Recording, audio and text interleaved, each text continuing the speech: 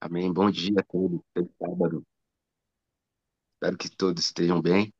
Eu tô um pouquinho rouco, que na verdade, quando a irmã Rose me convidou no meio da semana, terça ou quarta-feira, eu tava gripado, bem gripado. E eu nem me liguei que eu tava gripado, muito gripado. Aceitei o convite. Eu falei, não, vai dar tudo certo. Mas eu ainda tô um pouquinho rouco, tô falando um pouquinho baixo. Vocês estão me escutando bem? Estamos te ouvindo bem. Ah, que bom. Ontem à noite tive a oportunidade de estar mais uma vez com o pastor Anderson. Estive na semana passada, no sábado, lá na igreja, em uma das igrejas dele. Ontem de novo, uma bênção. E ontem até o pastor me inspirou um pouquinho, que eu vi o Pedro tocando piano e o pastor acompanhando, e eu fiquei até com um pouquinho de vontade de ser pai.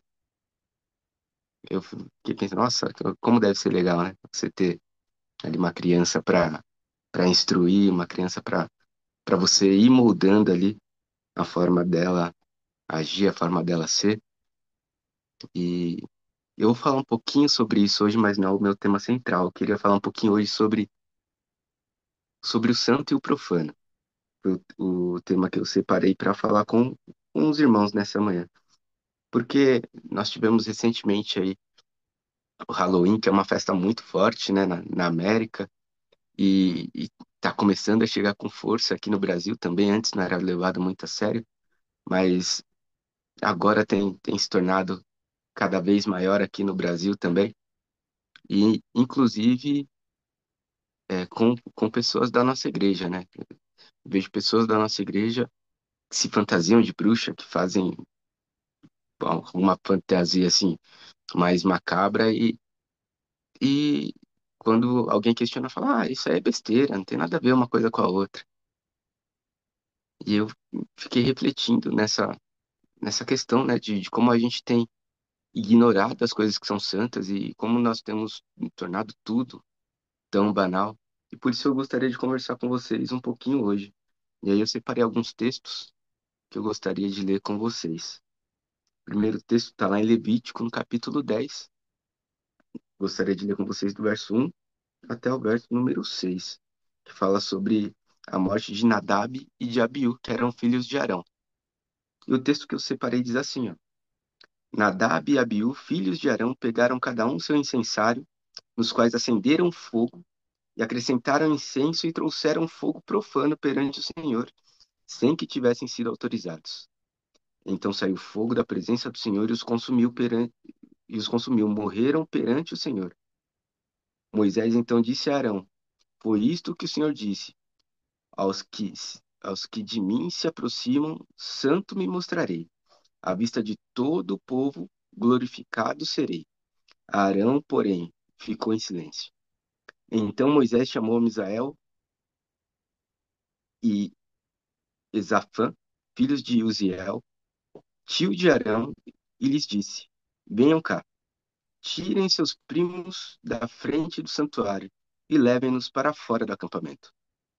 Eles foram e os puxaram pelas túnicas para fora do acampamento, conforme Moisés tinha ordenado. Então Moisés disse a Arão e a seus filhos Eleazar e Itamar: Não andem descabelados, nem rasguem as suas roupas em sinal de luto, senão vocês serão mortos e a ira do Senhor cairá sobre toda a comunidade.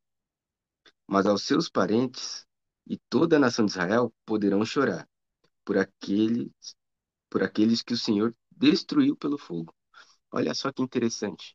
Os filhos de Arão, que eram sacerdotes, eram levitas, eles deixaram de fazer o que o Senhor havia pedido e por algum motivo um fogo que não podia se apagar, que não podia é, deixar de brilhar, eles, eles ignoraram aquilo, não levaram a sério e o fogo apagou.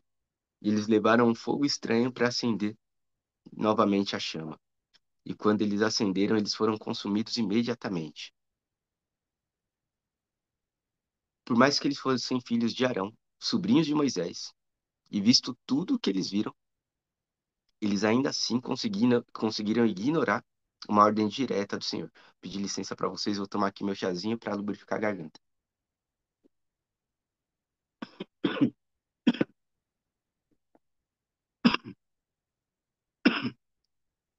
Me perdoem. Os filhos de Arão acabaram sendo consumidos e os seus parentes, seus pais, seus irmãos não podiam prantear sua morte. Hoje, que é dia de finados, né? Ontem nós tivemos duas perdas significativas aqui na nossa região aqui de, de Irmandade. A irmã Elza, da Igreja de Ipanema, faleceu com câncer. Na semana passada eu tive com o filho dela, conversando com ele, e ele estava muito triste, que eu cheguei nele e falei, Ramon, como é que tá sua mãe? O que que tá acontecendo? Ele falou, olha, minha mãe não tem mais força para comer. A minha mãe, ela tá no hospital, tá tomando a medicação, mas ela não consegue fazer mais nada, ela não consegue, ela mal consegue se mexer, porque ela tá muito fraca, ela não consegue nem comer. Ela tá sendo alimentada ali da forma que os médicos conseguem, pela sonda, mas a gente não tem mais muito o que fazer. Ele, desesperado, eu falei pra ele, Ramon, eu não tenho muito pra te dizer. O que eu posso dizer é que eu tô orando por você, pela sua mãe já há algum tempo, pela sua família, e que Deus opere um milagre na vida dela ou dê o descanso, para que ela não fique sofrendo, nem vocês. E ele agradeceu, e isso no sábado passado. E ontem nós, logo pela manhã, recebemos a notícia que a irmã Elza tinha falecido. E aí, mais à tarde, eu recebi também a notícia do irmão Messias, que era pai de um grande amigo meu, Maurício. E o irmão Messias também muito ativo na igreja, uma pessoa que atuava muito. E hoje, no dia de finados comemorado aqui no Brasil, eles de fato estão estão enlutados, né? Tem muitas pessoas que vão ao cemitério hoje para conversar com seus entes queridos que já descansaram. Mas Arão e seus filhos aqui não podiam fazer isso. Arão não podia chorar nem prantear pela morte de Nadab e Abiú, porque eles deixaram de lado uma ordem expressa de Deus para fazer o que eles achavam que podiam fazer. Eu queria ir com vocês uma segunda história que está lá em 1 Samuel, no capítulo 2.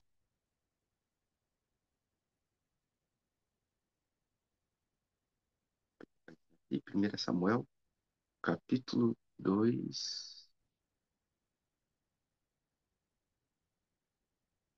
e nós vamos ler do verso 12 em diante, que fala um pouquinho sobre a maldade dos filhos de Eli. Diz assim, ó, os filhos de Eli eram ímpios e não se importavam com o Senhor, nem cumpriam os deveres de sacerdotes para com o povo. Sempre que alguém oferecia um sacrifício, o auxiliar do sacerdote vinha com um garfo de 3 dentes, e quando a carne estava cozida, ele enfiava o garfo na panela ou atravessava o caldeirão ou ca caçarola, e o sacerdote pegava para si tudo que vinha no garfo.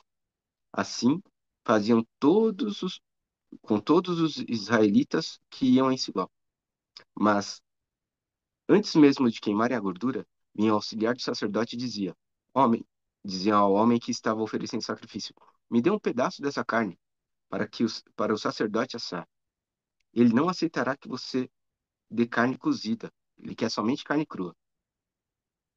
Se o homem lhe dissesse: Deixe-me primeiro queimar a gordura, e então pegue o que quiser. O auxiliar respondia: Não, entregue a carne agora, senão eu a tomo à força. Olha só como que eram os filhos de Eli, a ordem que eles davam para os seus auxiliares. Nós sabemos que os sacerdotes, não só os sacerdotes, tinha uma ordem de Deus expressa para que não se comesse a gordura. E eles eram levitas, filhos do sacerdote Eli, e eles não se importavam com essa ordem. Eles queriam comer, inclusive, a gordura. Tanto que eles pediam a carne crua. Eles falavam, não quero a carne cozida. Porque se você cozinhar carne, você vai deixar queimar a gordura, vai derreter a gordura, e eu quero comer do jeito que eu quiser. O verso 17 diz assim, ó: o pecado desses jovens eram muito grandes à vista do Senhor, pois estavam tratando com desprezo a oferta do Senhor.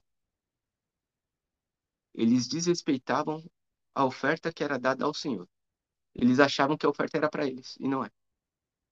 Sabe, irmãos, eu queria conversar com vocês um pouquinho sobre como a gente tem tratado as coisas de Deus.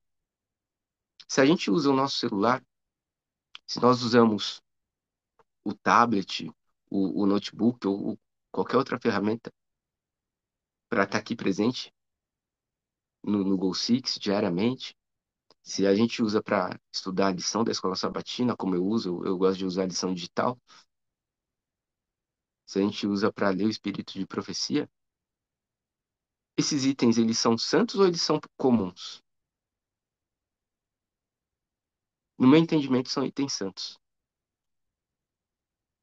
Mas como que a gente consegue usar o mesmo item que é santo para ficar olhando e perdendo tempo, às vezes vendo coisas que são banais? Como que a gente, dentro da nossa igreja, a gente tem tratado as coisas que são da igreja? A gente tem tratado os utensílios da igreja, os microfones, o banco, o carpete, tudo dentro da igreja. A gente tem tratado como santo ou como coisas comuns? Como que a gente tem lidado com as coisas que o Senhor tem deixado para que nós cuidemos como mordomos?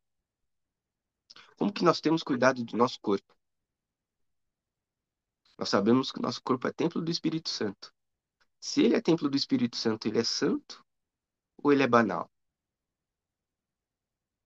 Como que a gente tem cuidado do nosso corpo, da nossa saúde? Como que a gente tem lidado com a nossa alimentação? A gente tem tratado de forma santa ou a gente tem banalizado? O verso 17 me chama muita atenção aqui. Eu já li, mas eu gostaria de ler de novo, porque diz assim, ó: o pecado desses jovens era muito grande à vista do Senhor, pois eles estavam tratando com desprezo as coisas do Senhor.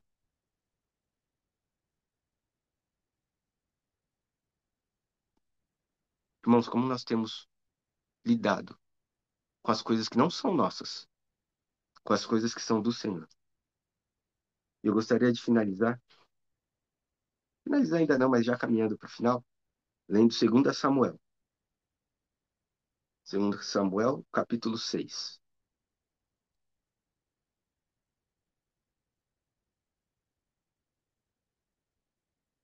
E aqui tem um título interessante, né? Porque diz: a arca é levada para Jerusalém.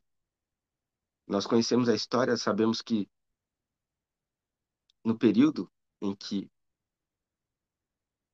o sacerdote Eli estava ministrando, os seus filhos faziam parte ali da família sacerdotal, o rei era Saul, a arca tinha sido levada embora de Jerusalém.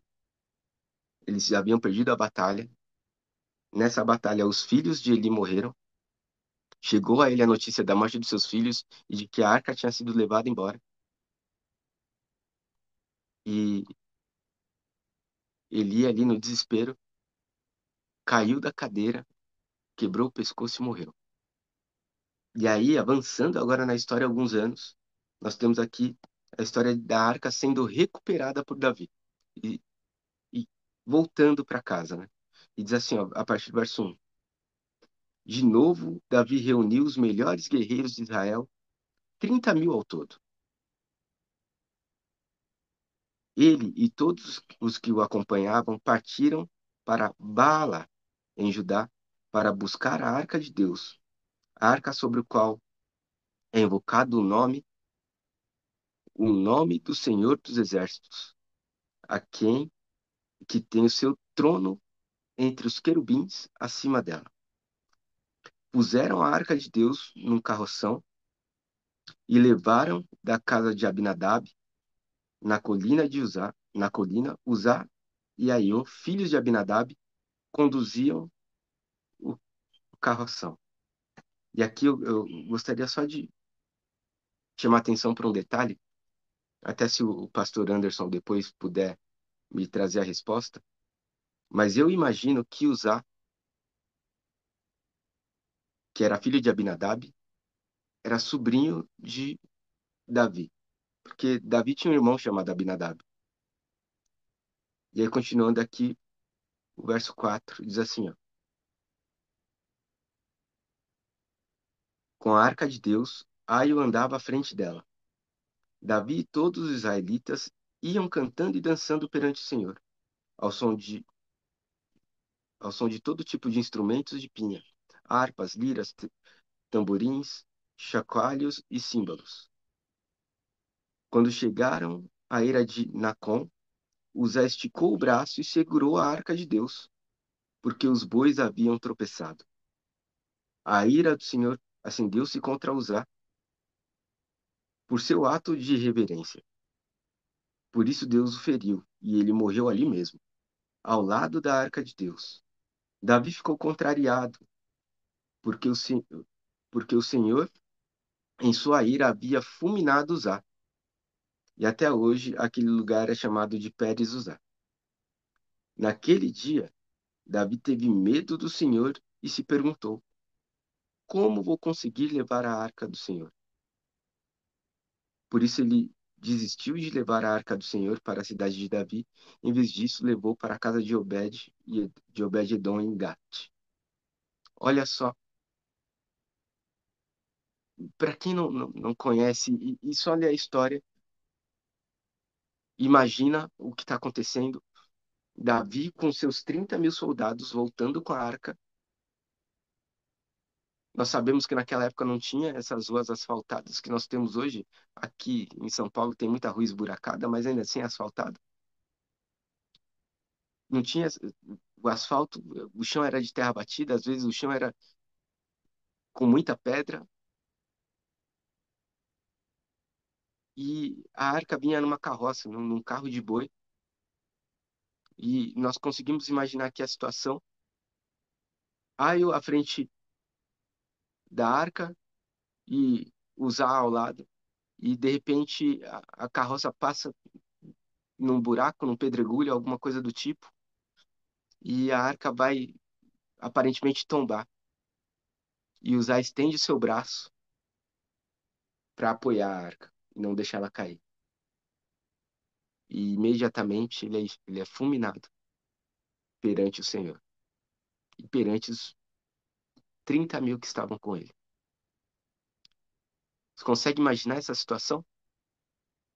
E quem não conhece muito bem a história, imagina como que Deus fez isso com uma pessoa que queria apenas ajudar. Essa é a pergunta que eu me fiz a primeira vez que eu li essa história. Como que Deus fulminou? Ele só queria apoiar ali, não deixar a arca cair. Mas a verdade é que foi muito além disso, né? Ele não queria somente ajudar. Uzá não era um levita, por isso ele não podia tocar na arca. E a senhora White diz no livro Profetas e Reis que Uzá não conseguia diferenciar o que era santo do que era profano. Uzá não fazia distinção entre o santo e o profano. Para ele tocar na arca ou não, era indiferente. Ele não tinha a menor reverência. E aí eu paro para pensar quantas vezes nós estamos num lugar santo e nós estamos de forma irreverente. Quantas vezes nós estamos na presença do Senhor e nós agimos como se nós estivéssemos em um lugar qualquer.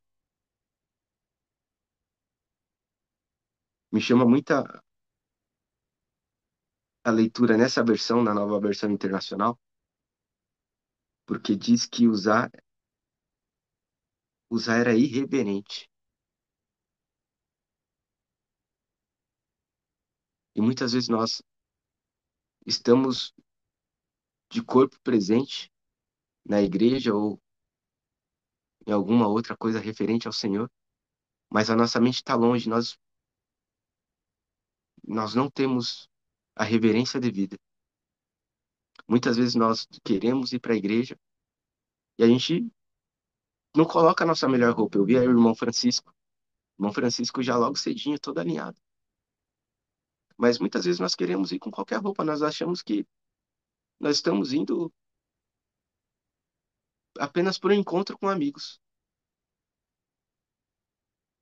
Nós estamos indo encontrar a presença do Santo dos Santos, o Deus Altíssimo. Nós temos que ter a plena confiança e convicção de que nós estamos no lugar mais santo do mundo. Nós estamos na presença do próprio Deus. Uzá não tinha essa consciência e por isso ele foi fulminado. E sabe, queridos, eu gostaria de ler um último verso para finalizar, que está lá no livro de Ezequiel. Ezequiel, capítulo 44.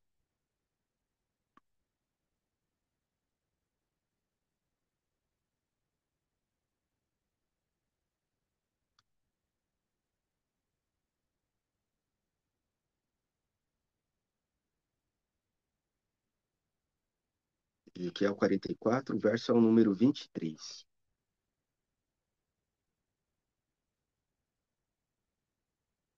Diz assim, ó: Eles ensinarão ao meu povo a diferença entre o santo e o comum, e lhe mostrarão como fazer distinção entre o puro e o impuro. O povo de Deus precisa de fato saber a diferença entre o santo e o comum. Vou até pegar uma outra versão aqui, que diz assim, ó, só para ficar mais claro. A meu povo ensinarão a distinguir entre o santo e o profano, e o farão discernir entre o impuro e o limpo.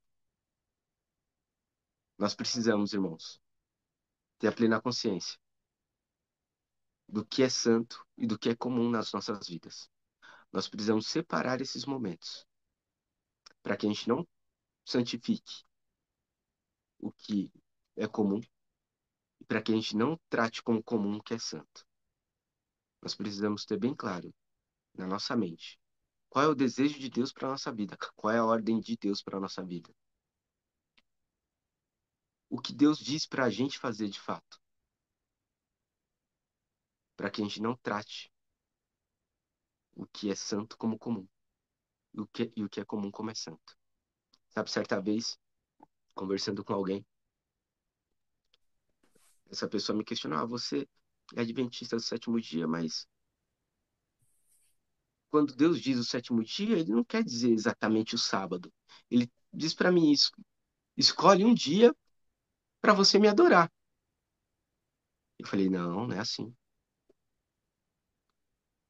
Se fosse dessa forma, Deus diria: escolha um dia para me santificar. Ele não diria claramente: lembra-te do dia do sábado. Sabe, irmãos, às vezes nós queremos adaptar a vontade de Deus à nossa vontade. Nós queremos adaptar a palavra de Deus ao que nós queremos para a nossa vida. Mas a palavra de Deus ela é bem clara. Ela diz o que nós devemos ou não fazer. Ela diz o que é melhor para as nossas vidas. Nós precisamos levar a sério as coisas de Deus. E eu te convido para hoje mais do que nunca, não brincar com o que é de Deus. Não maltratar o que é de Deus. Seja objeto ou sejam pessoas. Lembram-se de Paulo na estrada de Damasco, quando ele se encontrou com Jesus? Me chama muita atenção porque quando ele se encontrou com Jesus, Jesus não falou para Paulo. Quando Paulo perguntou quem tu és, ele não falou: Paulo, sou o inspirador daqueles a quem persegue. Porque Paulo não perseguia Jesus diretamente, porque Jesus já nem estava mais na terra, né? Paulo perseguia os seguidores de Jesus, mas Jesus disse: eu sou aquele a quem persegues. Quando nós tratamos mal um objeto da igreja, quando nós falamos mal de um culto da igreja ou de alguém da igreja, quando nós falamos mal de um pastor da igreja, quando nós falamos mal ou tratamos mal qualquer coisa que é relacionada a Deus, é como se nós estivéssemos tratando ou falando mal do próprio Deus. Nós precisamos nos policiar, cuidar das nossas palavras, cuidar do nosso pensamento, porque muitas vezes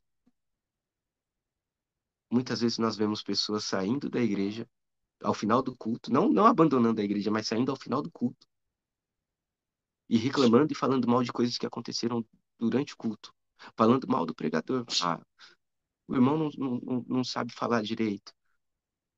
Ah, tal coisa aconteceu errado. E reclamando. Nós precisamos ter zelo pelas coisas de Deus. Zelo, inclusive, pelas nossas línguas. Nós somos servos de Deus. As pessoas que Deus coloca à frente para dirigir a igreja são servos de Deus. As pessoas que estão sentadas dentro da igreja também são escolhidas de Deus para estarem lá. Os objetos que estão dentro da igreja pertencem a Deus. Nós precisamos tratar tudo e todos com o máximo carinho. Eu te convido, a partir de hoje, pensar dessa forma. Olhar com carinho e com zelo para as coisas e para as pessoas que cultuam conosco. Sabe, o livro de Atos diz que a igreja crescia. Crescia em quantidade e crescia em graça. Porque eles estavam juntos. E muitas vezes nós nos distanciamos de pessoas, nós nos distanciamos de coisas, porque a gente tem tratado de forma comum o que é santo. A gente não tem diferenciado. A gente precisa ter bem clara essa diferença na nossa mente e no nosso dia a dia. Eu tô sendo aqui repetitivo porque eu quero gravar na cabeça de vocês. Eu quero gravar também na minha. Nós precisamos diferenciar o santo e o profano. O dinheiro que é reservado para o dízimo não é nosso. Ele é de Deus, então ele é santo. A gente não pode gastar esse dinheiro com coisas banais. A gente precisa de fato entregar para Deus. Sabe, irmãos? Hoje é o dia, esse é o momento da gente pegar o que é santo e tratar como santo. E pegar o que é comum e deixar de lado. Tratar como coisas comuns. Não dá tanta importância porque são coisas comuns. Nós precisamos tratar com prioridade as coisas que são assuntos para a eternidade. E é esse o meu convite para você nessa manhã.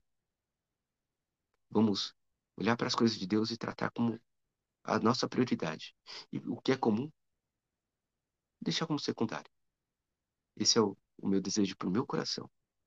Eu estou falando isso para vocês, mas eu estou falando isso primeiramente para mim. Porque eu preciso também fazer a distinção entre o santo e o profano. E eu te convido agora para que a gente possa ter um momento de oração. A irmã vai orar nesse momento e eu encerro com a oração. É isso mesmo, irmã Rose?